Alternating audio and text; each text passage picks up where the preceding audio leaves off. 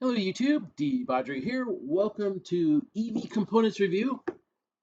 This is an announcement video of a controller that I have known about for probably 6 months, and all I could do was allude to it and say there is a new piece of Vesque controller technology coming out that is going to be super cool, and that's about all I would say.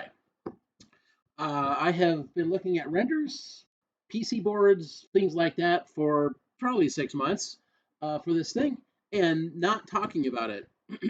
um, Frank, who is one of the two engineers that have developed this thing, him and I, we talk on a pretty regular basis, probably once a week or so, if not more often. He's in Germany, I'm in the USA, and yeah, we just talk whenever. And that might be in the middle of the night, it might be in the middle of the day, it just kind of depends. But yes, I have been watching this development for a good little while, and this is something that I have looked at with a great deal of excitement because this is a bit of a game changer right here.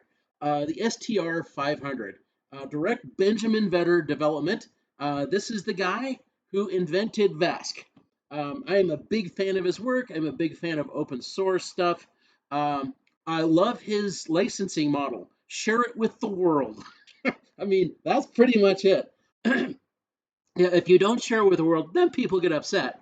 But as long as you share all of your work so that everybody else can benefit from what you do, then everybody's happy. Anyway, definitely love his business model. Super cool. All right, so this is the STR 500. Like I said, this is a bit of a game changer. I have looked forward to this controller for a good while, and now I finally can talk about it. Yes. All right, so anyway, what you're looking at here is a two-part construction, and this is its form factor if you would use it on a Suron or a Teleria. So this bottom piece right here, oh, bottom piece, what happened? Go back. This bottom piece right here is a removable heatsink, and the controller sits inside it. It's an optional part. So let me go over to this other page. So this is like game changer number one. There we go. So now you can see it. So this little sled or heatsink right here, the controller sits down inside of it, and as you can see there, it's got 6 screws that hold it in place. So thermal paste would go between here and the bottom of the controller, and with that in place, now you have the bolt pattern for Surons and Teleria. If you don't have that, which you don't have to buy, it says right there, optional heatsink, you can get the controller just like this, in which case bolt your own heatsink on there, bolt a water block on there, bolt it down to a big piece of metal. All those things are possible. So tremendous amount of flexibility in the design of this controller, just in the shell. You hear me many times in videos harp about attention to detail. Well, if there's two guys that pay attention to detail, it's Frank and Benjamin. Definitely love their work. They do really good work, in case you're wondering if I haven't said so already. And this is another piece of really good work with lots of cleverness involved. So game changer number one, just how they do the controller mounting. Totally removable heatsink. Love it. All right, so let's go back over to this image right here. All right, so in this picture, there's a lot of stuff here. And let me scroll down so we're looking at the specs so I can kind of describe what's here. You'll notice that they say 22S. Yeah, run it there. But they also give you a warning, voltage spikes may not exceed 100 volts. Well, the components in this controller are 100 volt max. So, if you run at 22S, the possibility for you like having regen or some kind of voltage spike that exceeds 100 volts is possible. But, like the X9000, there's lots and lots of people running those at 22S, and they don't typically blow up controllers. In fact, they rarely blow up controllers. So I'm going to give this one the same, thing. Benjamin and Frank are both very conservative in their numbers. So when they say this, it's because, yes, it's theoretically possible. Will you probably do it? No. Um, yeah, it's gonna hold up to this. And based on the hardware, and I've seen pictures and video and things like that of the PCBs, the chances of you blowing it up is not very high. It's a really good design. Yeah, they handle all the noise and stuff really, really, really well. And when I get to show pictures and actual take the thing apart, which is going to happen, I will show you all of that stuff and why. Okay. Uh, they say 500 amps continuous. one of the things that you can be sure of from these guys, if they say something, that's what you can get. And then you can absolutely flat out guarantee you'll get that. Other folks, like, I don't know, Kawamoto, they say something, it's suggestive, but you may not actually get that without it exploding in flames. With this, you want to ride at 100 miles at 500 amps, go for it. It'll do it. Not a question about that. This peak 680 amps. Um, I'm not going to talk about that because I know more. But just to say their numbers are conservative, yeah, that's what I'm going to say. Their numbers are conservative on purpose. All right, the next thing down, 5 volt, 0.5 amp output. So ASI does this. This is also in the X9000. There's an extra 5 volt source for powering your hulls and throttles, or like your cosine sensor, things like that. That's all. That's what that's for. Is for powering that external stuff for motor control and throttles and things. Also, just in case you didn't have enough 5 volt stuff, they also give you a switchable 5 volt 3 amp output. When I say switchable, I mean from Vesque Tool you can turn that on and off. And 5 volt 3 amps. Oh, I don't know, USB charging. What else would you use that for, right? And they put this in the controller. Now, who does that? That's pretty cool by itself. Also, they say 5x switchable and variable, 15 amp combined. Um, so what they're saying here is they've got 5 outputs on the controller. These are MOSFET switchable, and each one of them has its own MOSFET. You get 5 of those, and they're all attached together to the same DC to DC converter that is programmably settable within Vesque Tool for anywhere from 6 to 24 volts, and a combined of 15 amps total. So this DC to DC is capable of 15 amps, and you've got 5 switchable outputs that can deliver that.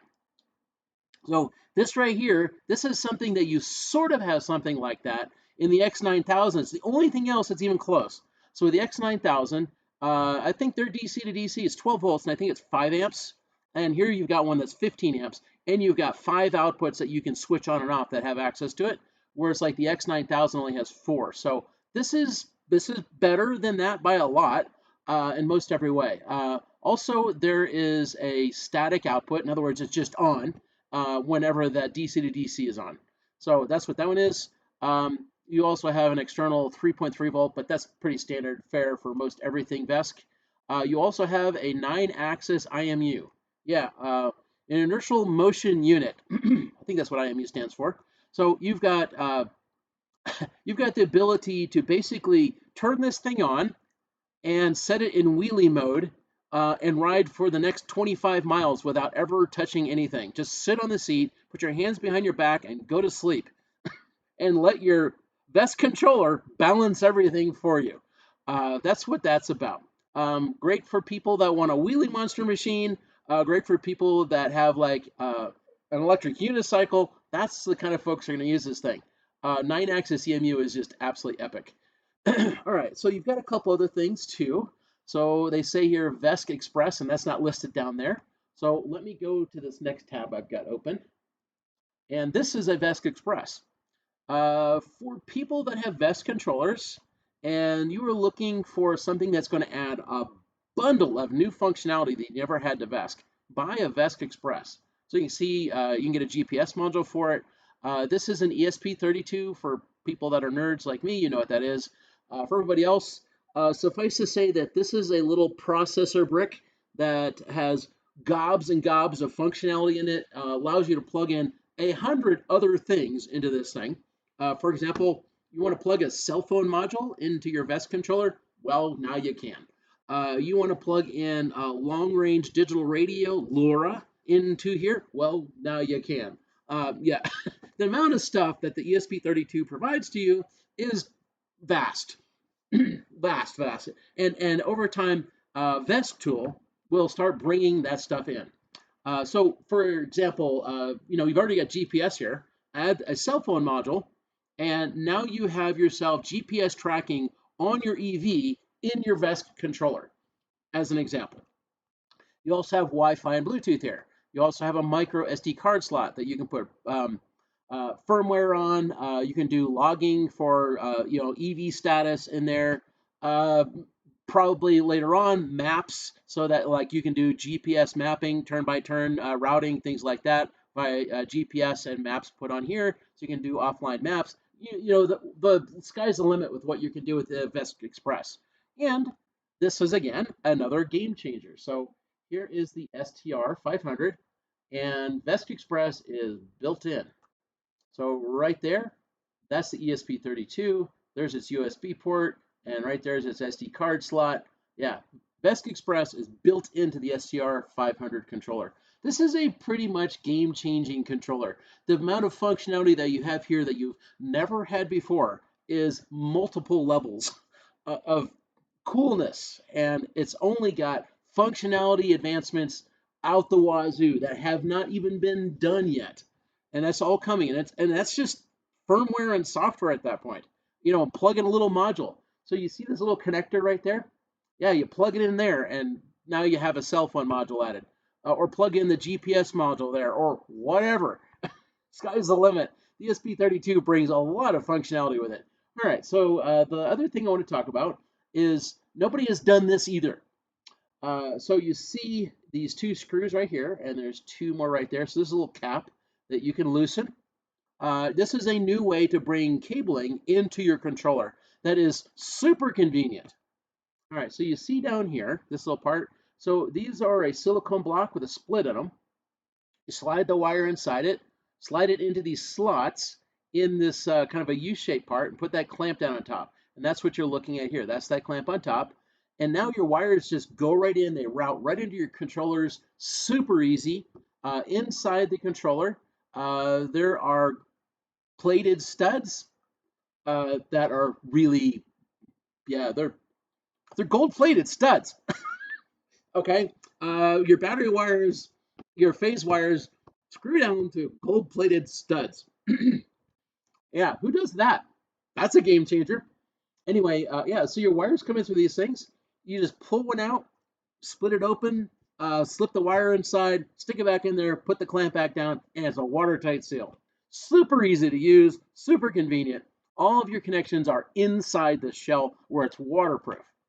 You can see this right here. That is a silicone gasket. And if I go over to this other picture, like right there, so this is a lid that goes down over top, screws down in multiple places, makes a watertight seal. In fact, goes even over top of those end caps and the screws holding them down. So yeah, everything in here is watertight. In fact, you know, I said attention to details. This right here, this is a vent. It's a waterproof vent, so that you know as heat cycling happens in the controller, uh, you don't build up moisture inside your controller. I mean, who even has those? I know of controllers where I wish they had them. And again, attention to detail, and these guys do it. Yep, definitely like uh, their work.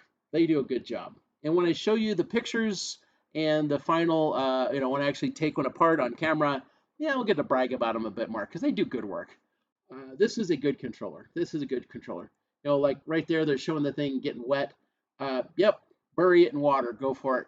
These silicone seals around the wires, they're not going to leak. This is a game-changing thing all by itself. Everything's inside the shell, easy access to it from inside the shell, and once you close it all up, you can't short anything out because all those screw terminals are all completely covered up inside where you can't cause any electrical problems. I have seen many people, you know, accidentally touch a battery plus wire to the frame or something like that, while they're sticking their controller back in place, make a big spark, arcs everywhere, blow the side of their connector or the screw off or whatever, and you can't. It's all inside, which is, again, another attention to detail, another great thing that nobody else has ever done before. Anyway, guys, this is possibly my new favorite controller, and I don't even have one yet. So I hope that helps some folks out. This is going to be a really awesome controller, pretty sure. Not very much doubt in my mind, like at all. Yeah, this is a game-changing platform. These guys have put a lot of effort into this thing, made a absolute change in how everything else that's done in controllers, raised the bar massively with this product. And it's all top tier components inside. no skimping on details. Everything they do is make it the best that they possibly can. Don't scrimp on anything, don't cut corners, do everything excellent. And I harp on that. When people don't, I expose it, show it for what it is. And I'm going to just tell you, I don't have anything really negative to say about this controller. It's pretty damn good. Anyway, hope that helps some folks out. Expect more coming soon.